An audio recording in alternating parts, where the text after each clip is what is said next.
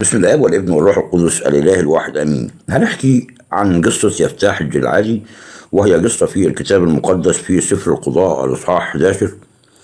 لكن هنتكلم قبل ما ندخل في الإصحاح هنتكلم عن نذر يفتاح الجلعادي بعد انتصاره في الحرب. نذر للرب إنه لو انتصر على بني عمون الخارج من بيته أيا كان هيقدم. بسم الله والابن والروح القدس الإله الواحد آمين. هنحكي عن قصة يفتاح الجلعادي، وهي قصة في الكتاب المقدس في سفر القضاء الإصحاح 11. لكن هنتكلم قبل ما ندخل في الإصحاح هنتكلم عن نذر يفتاح الجلعادي بعد انتصاره في الحرب. نذر للرب إنه لو انتصر على بني عمون الخارج من بيته أيا كان هيقدموا ذبيحة أو محرقة للرب. فهنتكلم عن درس وعبرة من نذر يفتاح الجلعادي. الدرس قصة نذر يفتاح الجلعادي وتقديمه بنته محرقة للرب، سفر القضاء 11 من 29 ل 40، تحمل دروسا هامة يمكننا استخلاصها. الدرس الأساسي هو النذر يجب أن يكون بحكمة. يفتاح الجلعادي نذر بنته دون التفكير في العواقب، وهذا يظهر أهمية التفكير الجيد قبل النذر أو الالتزام بأي شيء. الولاء لله يجب أن يكون معقولا. يجب أن يكون ولاؤنا لله مبنيا على الفهم الصحيح مبنيا على الفهم الصحيح لوصاياه، وليس على الأفعال التي قد تؤدي إلى الأذى أو الخسارة. التفكير في العواقب، يجب أن نتفكر في عواقب أعمالنا وأفعالنا قبل القيام بها حتى لا نقع في أخطاء قد تؤدي إلى الأذى أو الخسارة. العبرة من قصة نذر يفتاح الجلعادي هي أننا يجب أن نكون حذرين عند النذر أو الالتزام بأي شيء، وأن نتفكر جيدا في العواقب قبل القيام بأي فعل. يجب أن يكون ولائنا لله مبنيا على الفهم الصحيح لوصاياه، وليس على الأفعال التي قد تؤدي إلى الأذى أو الخسارة. بنو إسرائيل يستنجدون بيفتاح، وكان يفتاح الجلعادي جبار بس، وهو ابن امرأة زانية، وجلعاد ولد يفتاح، ثم ولدت امرأة جلعاد له بنين. فلما كبر بنو المرأة طردوا يفتاح وقالوا له: لا ترث في بيت أبينا، لأنك أنت ابن امرأة أخرى. فهرب يفتاح من وجه أخوته وأقام في أرض طوب، فاجتمع إلى يفتاح رجال بطلون وكانوا يخرجون معه. وكان بعد أيام إن بني عمون حاربوا إسرائيل، ولما حارب بنو عمون إسرائيل ذهب شيوخ جلعاد ليأتوا بيفتاح من أرض طوب، وقالوا ليفتاح: تعالى وكن لنا قائدا فنحارب بني عمون. فقال يفتاح لشيوخ جلعاد: أما أبغضتموني أنتم وطردتموني من بيت أبي؟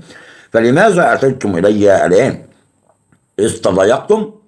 فقال شيوخ جلعاد ليفتاح: لذلك قد رجعنا الآن إليك لتذهب معنا وتحارب بني عمون وتكون لنا رأسا لكل سكان جلعاد. فقال يفتاح لشيوخ جلعاد: إذا أرجعتموني لمحاربة بني عمون ودفعهم الرب أمامي فأنا أكون لكم رأسا.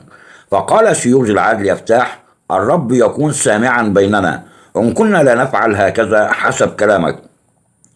فذهب يفتاح مع شيوخ جلعاد وجعله الشعب عليهم رأسا وقائدا. فتكلم يفتاح بجميع كلامه أمام الرب في المصفى. وفد يفتاح إلى ملك عمون، يعني يفتاح بعت وفد إلى ملك بني عمون. فأرسل يفتاح رسلا إلى ملك بني عمون يقول: ما لي ولك أنك أتيت إلي للمحاربة في أرضي؟ فقال ملك بني عمون لرسل يفتاح: لأن إسرائيل قد أخذ أرضي عند صعوده من مصر، من أرنون إلى اليبوق وإلى الأردن، فالآن ردها بسلام.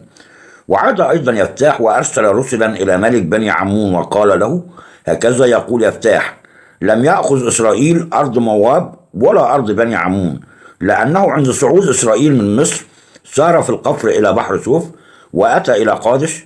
وأرسل إسرائيل رسلا إلى ملك أدوم قائلا: دعني أعبر في أرضك، فلم يسمع ملك أدوم.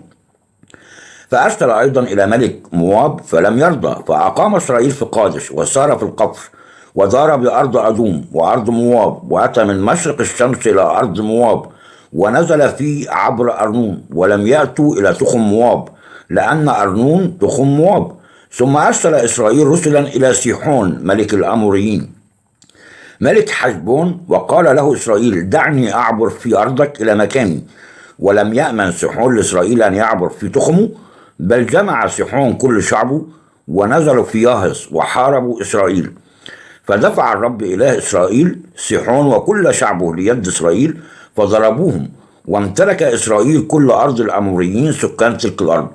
فامتلكوا كل تخم الأموريين من أرنون إلى اليبوق ومن القفر إلى الأردن. والآن الرب إله إسرائيل قد طرد الأموريين من أمام شعبه. والآن الرب إله إسرائيل قد طرد الأموريين من أمام شعبه إسرائيل. أفأنت تمتلكه؟ أليس ما يملكك إياه كموش إلهك تمتلك؟ وجميع الذين طردهم الرب إلهنا من أمامنا فإياهم نمتلك. والآن فهل أنت خير من بالاق بن صبور ملك مواب؟ فهل خاصم إسرائيل أو حاربهم محاربة؟ حين أقام إسرائيل في حشبون وقراها وعروعير وقراها وكل المدن التي على جانب أرنون 300 سنة، فلماذا لم تستردها في تلك المدة؟ فأنا لم أخطئ إليك، وأما أنت فإنك تفعل بي شرا بمحاربتي. ليقضي الرب القاضي اليوم بين بني إسرائيل وبني عمون. فلم يسمع ملك بني عمون لكلام يفتاح الذي أرسل إليه. نظر يفتاح وهزيمة العمونيين، وده الكلام اللي بنقول عليه.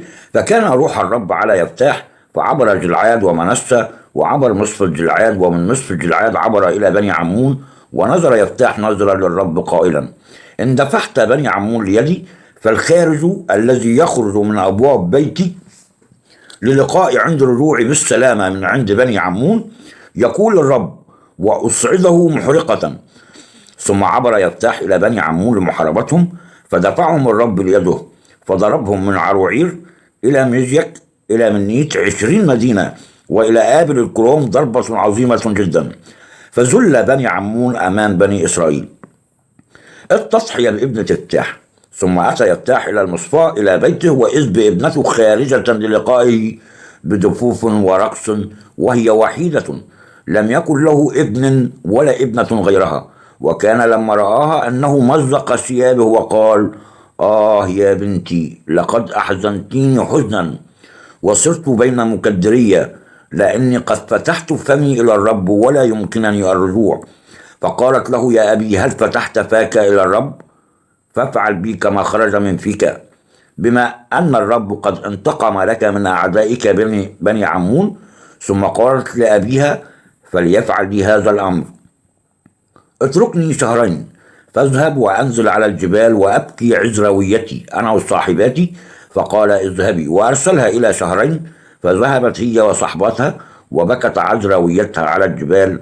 وكان عند نهاية الشهرين إنها رجعت إلى أبيها، ففعل بها نذرها الذي نذر، وهي لم تعرف رجلا. فصارت عادة في إسرائيل أن بنات إسرائيل يذهبن من سنة إلى سنة لينحن على بنت يفتاح الجلعادي 4 أيام في السنة. شكرا جزيلا لكم لحسن الاستماع والمتابعة. ما تنسوش تدعمونا بالاشتراك في القناة مع اللايك والشير، تفعيل زر الجرس على وضع الكل عشان يوصلكم منا كل جديد وعشان يوصلك المحتوى.